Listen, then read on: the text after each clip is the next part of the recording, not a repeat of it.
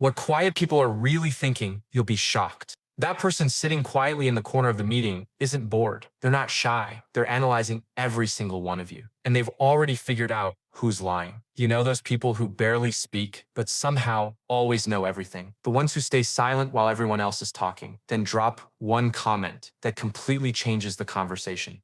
Yeah, those people aren't empty-headed. Their brain is running at full capacity. They're just not broadcasting it. And today we're getting inside their heads, because what quiet people are actually thinking will surprise you. Spoiler.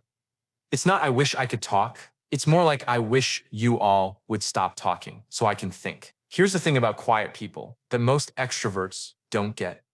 Silence isn't the absence of thought, it's the presence of processing. While you're talking through your ideas out loud, they're working through 17 different angles in their head. They're not slow, they're thorough. Think about the quietest person you know. When they do speak, what happens? Everyone stops and listens, right? That's not a coincidence. It's because their words carry weight. They've been listening, observing, calculating, and when they finally open their mouth, it's usually worth hearing. Psychology calls this internal processing versus external processing. Most people think out loud, they talk to figure out what they think, but quiet people think to figure out what to say. Completely different operating systems. But here's what's really wild about quiet people's minds. They're constantly running this background analysis of everyone around them. They notice who interrupts who agrees too quickly, who's lying, who's trying too hard to impress. They're like social scientists conducting field research, except the field is your dinner party. You think they're not paying attention, they remember everything. That thing you said 3 months ago that you forgot 5 minutes after saying it, they remember. They filed it away with all the other data points they've collected about you. They're building psychological profiles without even realizing it. And here's something fascinating. Quiet people often see patterns that talkers miss because they're not busy formulating their next comment. They can see the bigger picture. They notice when someone's behavior changes, when the group dynamic shifts, when something feels off. They're the human equivalent of a security camera. But let's be honest about what's really happening in their heads during conversations. They're not thinking, "I wish I could contribute." They're thinking, "Should I tell them they're wrong or let them figure it out themselves?" They're mentally editing everyone else's statements for accuracy, logic, and relevance. It's exhausting. Here's what people don't understand about quiet people. They have opinions about everything. Strong opinions. They just don't feel the need to share them unless asked. And sometimes not even then, because they've learned that most people don't actually want different perspectives. They want agreement. There's this psychological concept called stimulation threshold, and quiet people have a different one than talkers. Too much noise, too many voices, too much chaos, and their brain starts shutting down. They're not antisocial, they're protecting their processing power, like a computer that slows down when too many programs are running. And here's something that will blow your mind. Quiet people often have incredibly rich inner lives. While you're scrolling social media, they're having entire conversations with themselves. They're working through problems, creating stories, solving puzzles. Their internal world is so interesting that external conversation often feels shallow. But there's a darker side to all this observation.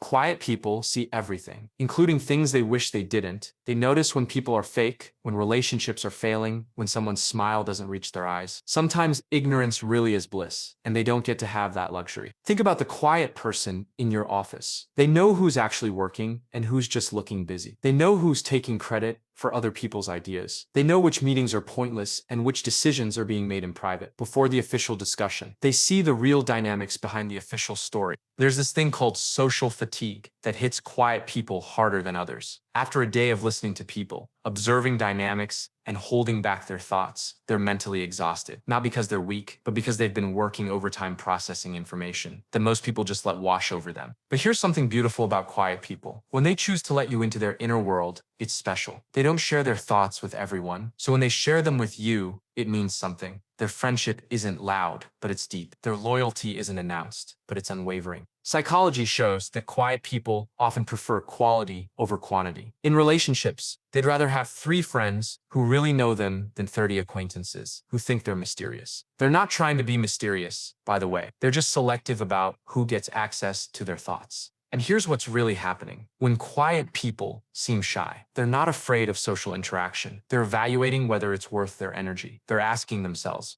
will this conversation teach me something? Will it help someone? Will it move something forward? If the answer is no, they'll save their words for something that matters. There's also this misconception that quiet people are followers. Wrong. They're often the most independent thinkers in the room. They're not influenced by groupthink because they're not part of the group conversation. They're forming their own opinions based on their own observations. They're immune to peer pressure because they're not really peers with anyone. But here's something sad about quiet people. They often feel misunderstood, but they don't know how to explain themselves without sounding arrogant. How do you say I was analyzing your personality without sounding creepy? How do you say I have thoughts about this, but I don't think you want to hear them without sounding condescending? Here's what quiet people wish you knew. When they're silent, they're not judging you negatively. They're trying to understand you. When they ask questions, they're not being nosy. They're genuinely interested. When they finally share an opinion, they've thought about it from every angle. They're not being difficult. They're being careful. And there's this weird thing where quiet people often become the unofficial therapists in their friend groups. People tell them things they wouldn't tell anyone else because quiet people feel safe. They don't interrupt, they don't judge, and they definitely don't gossip. They're like human confession booths. But here's the paradox of quiet people. The less they say, the more people project onto them. Everyone thinks they know what the quiet person is thinking, but they're usually wrong. The quiet person becomes this blank screen where everyone projects their own insecurities and assumptions. Psychology calls this the spotlight effect. We think people are paying more attention to us than they actually are. But with quiet people, it's the opposite. We think they're paying less attention than they actually are. They see everything. They just don't comment on it. So what are quiet people actually thinking during your long story about your weekend? They're thinking about the part you left out, the detail that doesn't quite fit, the emotion behind your words that doesn't match what you're saying. They're not bored. They're reading between the lines. And here's something that might surprise you. Quiet people often have the best sense of humor. Not the loud, attention-grabbing kind, but the subtle, intelligent kind. They notice irony, they catch contradictions. They see the humor in situations that others take too seriously. They just express it differently. The truth is, quiet people aren't mysterious. They're just operating on a different frequency. They're not trying to be difficult or standoffish. They're just being themselves in a world that mistakes volume for substance, talking for thinking, and extroversion for intelligence. So the next time you're with a quiet person, remember this: their silence isn't empty, it's full. Full of observations, thoughts, insights, and understanding. They're not waiting for permission to speak. They're choosing when their words will have the most impact. And honestly, sometimes the smartest thing in the room is the person who's not saying anything at all. Are you a quiet person, or do you know one? What do you think is really going on in their head? Let me know, because I have a feeling the quiet ones have some thoughts about this. To get more psychology content like this in your feed, please subscribe, hit the like button, and share your experiences with us. You'll be supporting our efforts too. Thanks for watching.